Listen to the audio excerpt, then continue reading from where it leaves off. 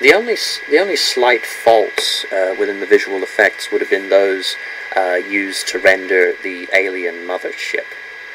It did appear slightly hazy and indistinct in several of its scenes. I wasn't entirely convinced by it, I must say. By the vessel. Oh, go on. No, I've finished. I was just going to say that they did seem to default on trying to give it that hazy look, to keep it looking distant and integrated into the background. And as far as that went, I think it worked pretty well. But yeah, it would have been better if they, I guess, paid a little bit more attention to the specific atmospheric conditions that would have made it work. And well, the action scenes were, well, tremendously exciting, I would say, and very well rendered. I had no idea what to expect. Oh, sorry. And, well, the movements of the characters were, well, I suppose they were, not to say predictable, but they followed logical. Yes, yeah.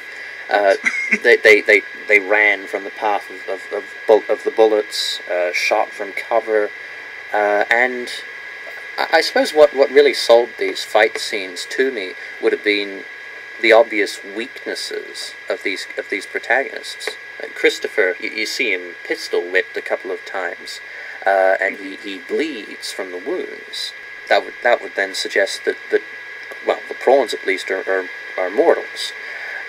More pivotally, in the final battle scene, which was, well, I had no sense of its length. It didn't feel protracted or excessive to me. It was, it was hellishly good to watch. Yeah. You're treated to recurring shots of Wickus straining and exerting himself inside the mech. It would seem to suggest that he, well, for one, he's putting in all his worth, all his strength and soul into protecting Wickus.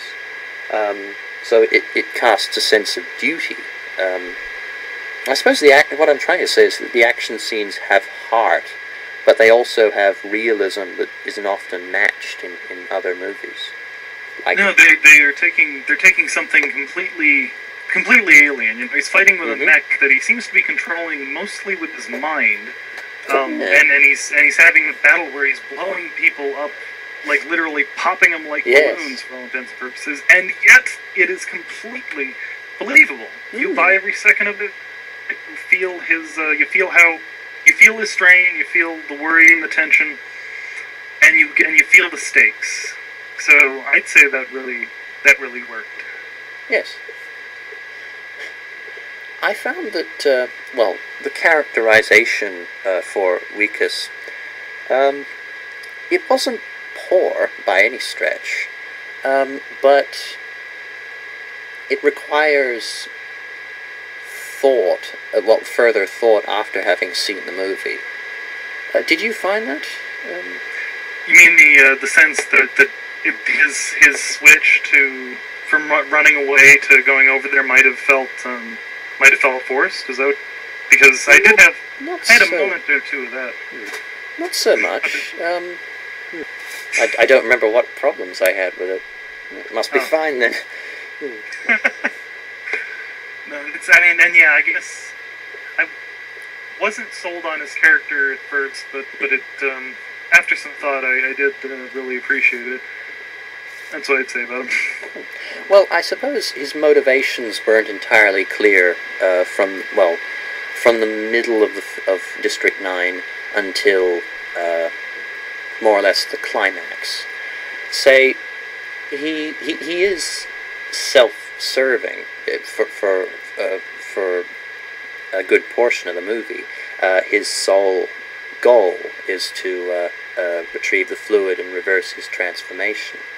And I suppose, well, as I've said, this initial objective of his isn't all that interesting. It seems to be problem resolution. But then say he simply, in those instances, Wickus seems to carry out only what is needed, not much else. Say he'll display a few emotional scenes as he's consoling Christopher, but otherwise he carries out only what is needed to get this fluid. But then, of course, about 20 or so minutes before the climax, his character does shape up into a very loyal, dutiful one. So Wickus wasn't a consistently, he was an engaging and very likable character, but he wasn't a consistently well written or well executed character for the entire movie, I found. And I had that feeling too, with that, but they did over the course of the film like have moments where I remember one part where he's talking about how he recommends against going to the new barracks or whatever those were, to the relocation place, as he's talking to Christopher, just because at this point he started to care about them as individuals. Yes. And you get that sense, and you do see that he does have moments of conflict, even though he was pretty quick to bash Christopher over the head there. Well, he was frustrated. At that one point. But yeah, I did get that sense that you weren't quite sure where the transition happened or why. Yes. That's the one thing. And that But overall, in retrospect, I think it worked. And in the end, even if it didn't quite work as you're watching the film, you did quickly get a kick-ass fight scene. Oh yeah. To distract you. But as I've said, it did have a very clear motivation behind it. I suppose it was justified insofar as violence can be justified. So, do we have anything else to look at here? I've gone through everything, all of the notes I compiled. Do you have anything more to say about District 9? I don't think so. I think I covered most of what I wanted to say. So, alright, well then I've enjoyed talking to you about District 9. Next time we'll talk about taking a short trip into Inglourious Bastards. Before we move on to that, are you at all interested in giving District 9 a star rating? It's not a perfect movie, but it comes damn close. I would give District 9. It's probably the best film I've seen in years. I'd say it's one of the best I've seen all year. I would say since I don't really do the star rating thing, I tend to describe how I feel about them, and how I feel it was draining, but in the end, worth it. That's good. Well, this has been Victor and QuantumJoker looking at District 9. Hope you enjoyed listening as much as we enjoyed talking about it. Thanks for watching.